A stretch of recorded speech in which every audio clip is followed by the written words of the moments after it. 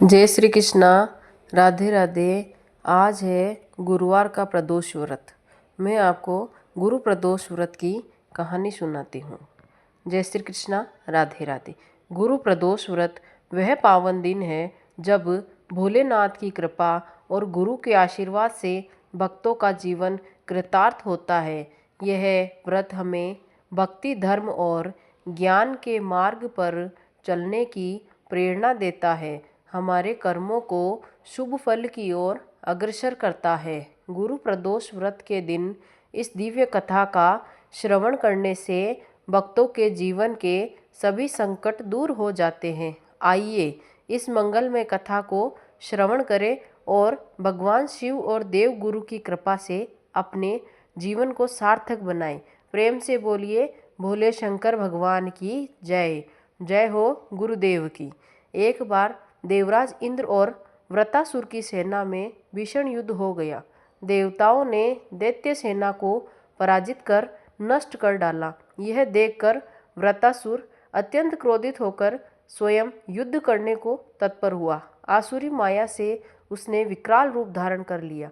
सभी देवतागण भयभीत होकर तब गुरुदेव बृहस्पति की शरण में पहुँचे। बृहस्पति जी बोले, पहले मैं तुम्हें वृतासुर का वास्तविक परिचय दे दूं। वृतासुर बड़ा तपस्वी और कर्मनिष्ठ है। देवता गुणों ने गंधमादन पर्वत पर घोर तपस्या कर शिवजी को प्रसन्न किया। पूर्व समय में वह चित्ररथ नाम का एक राजा था। एक बार वह अपने विमान से कैलाश पर्वत पर चला गया। वहां शिवजी के वाम अंग में पार्वती माता को विराजमान देखकर वह उपहास उड़ाता हुआ बोला, हे प्रभु, मोह माया में फंसे होने के कारण हम तो स्त्रियों के वशीभूत रहते हैं, किंतु देवलोक में ऐसा कभी दिखाई नहीं दिया कि कोई स्त्री आलिंगनबद्ध होकर सभा में बैठे। चित्ररथ के यह वचन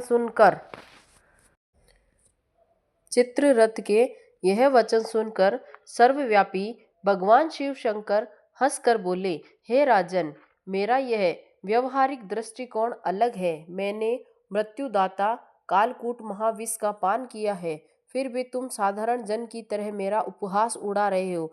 इतना कहने के बाद भी भगवान शिव मौन हो गए और मुस्कुराते रहे। किंतु देवी पार्वती को बहुत क्रोध आया और वह क्रोधित होकर चित्ररथ से बोली, अरे दुष्ट, तूने सर्वव्यापी महेश्वर के साथ ही मेरा भी उपहास उड़ाया है, इसलिए मैं तुझे वह शिक्षा दूंगी कि तू फिर ऐसे संतों के उपहास का दुस्साहस नहीं करेगा। अब तू दैत्य स्वरूप धारण कर विमान से नीचे गिर, मैं तुझे श्राप देती हूँ। देवी पार्वती के इस श्राप से चित्ररथ राक्षस योनि को प्राप्त हो गया और त्वष्टा नामक ऋषि के श्रेष्ठ तप से उत्पन्न होकर फिर वृतासुर बना। देवता गणों को आगे बताते हुए गुरुदेव बृहस्पति जी बोले, हे देवतागण, वृतासुर बाल्यकाल से ही शिव भक्त रहा है, इसलिए हे इंद्र, तुम बृहस्पति प्रदोष व्रत कर भगवान शंकर को प्रसन्न करो। तब देवराज ने गुरुदेव की आज्ञा का पालन कर बृहस्पति प्रदोष व्रत किया। इस व्रत के प्रभाव से देवराज इंद्र ने शीघ्र ही वृतासुर पर विजय प्राप्त कर ली और फिर देवलोक में पहले की तरह शांति छा गई। इसलिए प्रदोष व्रत हर शिव भक्त को अपने जीवन में अवश्य ही करना चाहिए। एक बार भगवान शिव देवी पार्वती जी के साथ हरिद्वार भ्रमण पर थे। पार्वती जी ने वहां देखा कि सहस्त्र मनुष्य गंगा जी में स्नान कर हर हर गंगे कहते चले जा रहे हैं, परंतु सभी दुखी और पाप परायण हैं। तब देवी पार्वती जी ने बड़े आश्चर्य से भोलेनाथ से पूछा, हे देव, गंगा में इतनी बार स्नान करने पर भी इनके पाप और दुखों का नाश क्यों नहीं हुआ? क्या अपवित्र गंगा जी में लोगों के पापों का नाश करने की शक्ति नहीं रही? तब भगवान शिव देवी पार्वती से कहने लगे, प्रिय, गंगा में तो आज भी वही शक्ति है, परंतु इन लोगों ने पाप नाशिनी गंगा में स्नान ही नहीं किया है, तब भला इन्हें लाभ कैसे होगा? देवी पार्वती ने यह सुनकर बड़ा आश्चर्य किया। फिर पूछा, प्रभु, स्नान कैसे नहीं किया? मैं तो देख रही हूँ कि सभी तो गंगा से स्नान करके आ रहे हैं और अभी तक तो इनके शरीर भी गीले हैं। तब भगवान शिव ने कहा, देवी, यह तो केवल जल में डुबकी लगाकर आ रहे हैं। मैं तुम्हें इसका रहस्य कल समझाऊंगा। अगले दिन बड़े जोर की बरसात होने लगी। सारी गलियां कीचड़ से भर गई। एक चौड़े रास्ते में गहरा खड्डा था, उसके चारों ओर कीचड़ ही कीचड़ भरा हुआ था। भगवान शिव ने अपनी माया से एक वृद्ध रूप धारण कर लिया और एक दान विवश की तरह गड्ढे में जाकर ऐसे पड़ गए मानो कोई मनुष्य चलता हुआ गड्ढे में गिर पड़ा हो और निकलने का प्रयास करने पर भी नहीं निकल पा रहे हो। भगवान शिव ने देवी पार्वती को गड्ढे से थोड़ी दूर यह समझा कर बिठा दिया कि देखो, आप लोगों को सुनो सुनो कर पुकारती रहना कि मेरे वृद्ध पति अचानक गड्ढे में गिर पड़े हैं। कोई पुण्यात्मा इन्हें निकाल कर इनके प्राण बचाए और मुझ अबला की सहायता करे। भगवान शिव ने कहा, देवी, जब कोई भी मुझे गड्ढे से निकालने के लिए तैयार हो तब तुम उनसे बस इतना कह देना कि मेरे पति सर्वथा निष्पाप है। इन्होंने अपने जीवन में कभी कोई पाप नहीं किया है, इसलिए इन्हें वही छुए जो स्वयं निष्पाप हो।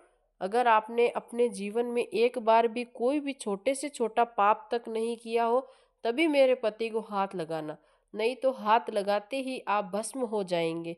तथास्तु कहकर देवी पार्वती जी गड्ढे के किनारे बैठ गई और फिर आने जाने वाले लोगों को भगवान शिव की सिखाई हुई बात कहने लगी। उधर गंगा जी में नहाकर लोगों के समूह आ रहे थे। एक सुंदर युवती को यूं दलदल के पास बैठी देखकर कई लोगों के मन में पाप आ गया। कुछ लोग लज्जा के डर से डरे तो कुछ लोगों को धर्म का भय हुआ, कुछ लोगों को कानून से डर लगा। कुछ लोगों ने तो पार्वती जी को यह भी सुना दिया कि मरने दे उस बुढ़े को, अरे क्यों उसके लिए रो रही है। आगे और कुछ दयालु सच्चर पुरुष भी थे जिन्होंने करुणा करके युवती के पति को निकालना चाहा, लेकिन जैसे ही उन्होंने उन वृद्ध को वहां से हटाना चाहा तभी देवी पार्वती जी के वचन सुनकर वे भी रुक गए। जो निष्पाप हो केवल वही छुए, नहीं तो वे भस्म हो जाएंगे। उन्होंने सोचा कि हम तो गंगा में नहाकर आए हैं तो क्या हुआ, पापी तो है ही, कहीं हाथ ना चल जाए। और इस प्रकार उस वृद्ध को निकालने के कारण कहीं इस स्त्री के कहे अनुसार हम खुद भस्म ना हो जाए। इस तरह सोचकर किसी की भी हिम्मत नहीं हुई कि वे उस वृद्ध को दलदल से बाहर निकाल पाए। सैकड़ों लोग आए और पूछकर चले गए। सुबह से शाम हो चली। तब भगवान शिव ने देवी पार्वती से कहा, देखो, आया कोई सच्चे हृदय से गंगा जी में नहाने वाला। तभी कुछ देर बाद एक जवान हाथ में लोटा लिए हर हर गंगे कहता हुआ वहां से निकला। देवी पार्वती ने उससे भी वही बात कही। उस नवयुवक का हृदय करुणा से भर आया। उसने भगवान शिव को उस गड्ढे से निकालने की तैयारी की। तभी देवी पार्वती ने उसे रोका और कहा, भाई, अगर तुम पूरी तरह से निष्पाप हो तभी मेरे पति को छूना, क्योंकि अगर तुमने जरा भी पाप किया होगा तो मेरे पति को छूते ही तुम भस्म हो जाओगे। लेकिन उस नवयुवक ने बिना कोई संकोच के दृढ़ निश्चय के साथ माता पार्वती से कहा, माते, मेरे निष्पाप होने में तुम्हें संदेह क्यों होगा? आपको नहीं दिखता कि मैं अभी अभी गंगा जी में स्नान करके आया हूँ? गंगा जी में गोता लगाने के बाद कभी पाप रहते हैं क्या भला? और आपके पति को मैं अभी तुरंत निकालता हूँ। कहते ही उस नवयुवक ने वृद्ध को गड्ढे से बाहर निकाल दिया। तब भगवान शिव और माता पार्वती ने उसे अधिकारी समझकर अपना असली स्वरूप प्रकट कर उसे दर्शन देकर कृतार्थ किया। भगवान शिव ने देवी पार्वती से कहा, देवी, इतने लोगों में से बस इस एक ने ही गंगा में स्नान किया है। इस दृष्टांत के अनुसार जो लोग बिना श्रद्धा और विश्वास के केवल दंभ के लिए, केवल पाखंड के लिए गंगा जी में स्नान करते हैं, उन्हें वास्तविक फल नहीं मिलता। लेकिन इसका यह मतलब नहीं कि गंगा स्नान व्यर्थ जाता है। गंगा स्नान का बहुत पुण्य भी है। गंगा स्नान करने से सभी पापों से तो मुक्ति मिलती ही है, साथ ही मोक्ष की प्राप्ति भी होती है। आइए अब हम सब सुनते हैं शिव चालीसा का पाठ। जय गणेश गिरिजा सुवन, मंगल मूल सुजान, कहत अयोध्या दास तुम, देहु अभय वरदान। जय गिरिजापति दीन दयाला, सदा करत संतन प्रतिपाला। बाल चंद्रमा सोहत नीके, कानन कुंडल नाग फनीके। अंग गौर शिर गंग बहाए, मुंड माल तन शार लगाए। वस्त्र खाल बागंबर सोहे, छवि को देखी नाग मन मोहे। मैना मातु की हवे दुलारी, बाम अंग सोवत छवि न्यारी। कर त्रिशूल सोहत छवि बारी, करत सदा शत्रुन शयकारी। नंदी गणेश सोहे तहत कैसे, सागर मध्य कमल है जैसे। कार्तिक श्याम और गणराऊ, या छवि को कही जात न काऊ। देवन जब ही जाय पुकारा, तब ही दुख प्रभु आप निवारा।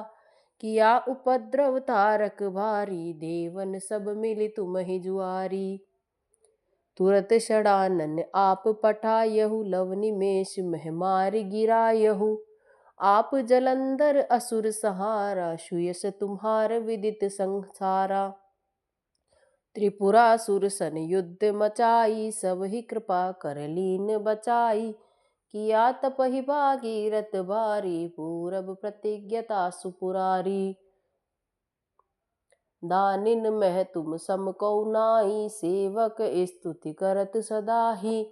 वेद माहि महिमा तुम गाई, अखत अनादि भेद नहीं पाई। प्रकट उदधि मंथन में ज्वाला, जरत सुरासुर भये विहाला। कीन्ही दया तह करी सहाई, नीलकंठ तब नाम कहाई। पूजन रामचंद्र जब कीना, जीत के लंक विभीषण दीन्हा। सहस कमल में हो रहे धारी, कीन परीक्षा तब ही पुरारी। एक कमल प्रभु राख्यउ जोई, कमल नयन पूजन चह सोई। कठिन भक्ति देखी प्रभु शंकर, भये प्रसन्न दिए इच्छित वर। जय जय जय अनंत अविनाशी, करत कृपा सबके घटवासी। दुष्ट सकल नित मोहि सतावे, भ्रमत रहो मोहि चैन न आवे। त्राहि त्राहि में नाथ पुकारो, यही अवसर मोहि आन उबारो। ले त्रिशूल शत्रुन को मारो, संकट ते मोहि आन उबारो। मात पिता भ्राता सब होई, संकट में पूछत नहीं कोई। स्वामी एक है आस तुम्हारी, आय हरहु मम संकट भारी। धन निर्धन को देत सदाहि, जो कोई जांचे सुफल पाही। स्तुति के ही विधि करे तुम्हारी, क्षमहु नाथ अब चूक हमारी। शंकर हो संकट के नाशन, मंगल कारण विघ्न विनाशन। योगी यति मुनि ध्यान लगावे, शारद नारद शीस नवावे। नमो नमो जय नमः शिवाय, सुर ब्रह्मा दिक्पार न पाए। जो यह पाठ करे मन लाई, तापर होत है शंभु सहाई। ऋणिया जो कोई हो अधिकारी, पाठ करे सो पावन हारी।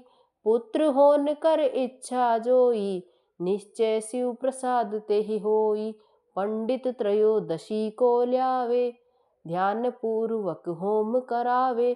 त्रयोदशी व्रत करे हमेशा, ताके तन नहीं रहे कलेशा। धूप दीप नैवेद्य चढ़ावे, शंकर सम्मुख पाठ सुनावे। जन्म जन्म के पाप नसावे, अंत धाम शिवपुर में पावे। कहे अयोध्या दास आस तुम्हारी, जानि सकल दुख हरऊ हमारी। नित नेम उठि प्रात ही पाठ करो चालीसा। तुम मेरी मनोकामना पूर्ण करो जगदीश। मंगसिर छठी हेमंत ऋतु, संवत 64 जान। स्तुति चालीसा सिवई, पूर्ण कीन कल्याण। आइए अब हम सुनते हैं शिव जी की आरती। ओम जय शिव ओमकारा, स्वामी जय शिव ओमकारा। ब्रह्मा विष्णु सदा शिव, अर्धांगी धारा। ओम जय शिव ओमकारा, स्वामी जय शिव ओमकारा। एकानन चतुरानन पंचानन राजे, हंसासन गरुड़ासन वृषवाहन साजे। ओम जय शिव ओमकारा, स्वामी ओमकारा। दो भुज चार चतुर्भुज 10 भुज अति सोहे। त्रिगुण रूप निरखते त्रिभुवन जन मोहे। ओम जय शिव ओमकारा। अक्षमाला वनमाला मुंडमाला धारी। त्रिपुरारी कंसारी करमाला धारी। ओम जय शिव ओमकारा। श्वेतांबर पीतांबर बाघंबर अंगे। सनकादिक गरुड़ादिक भूतादिक संगे। ओम जय शिव ओमकारा। कर के मध्य कमंडलु चक्र त्रिशूलधारी। सुखकारी दुखहारी जगपालनकारी। ओम जय शिव ओमकारा। ब्रह्मा विष्णु सदा शिव जानत अविवेका।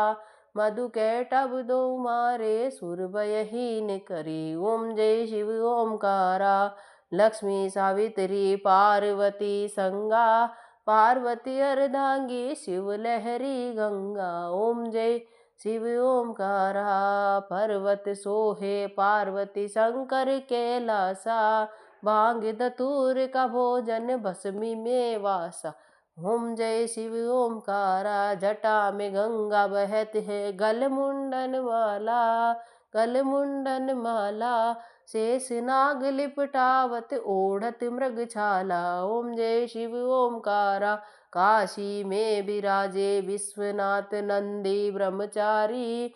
नित उठ दर्शन पावत महिमा अति भारी। ओम जय शिव ओमकारा। त्रिगुण स्वामी जी की आरती जो कोई नर गावे। कहत शिवानंद स्वामी मनवांचित फल पावे। ओम जय शिव ओमकारा। हर हर हर हर हर हर महादेव की जय।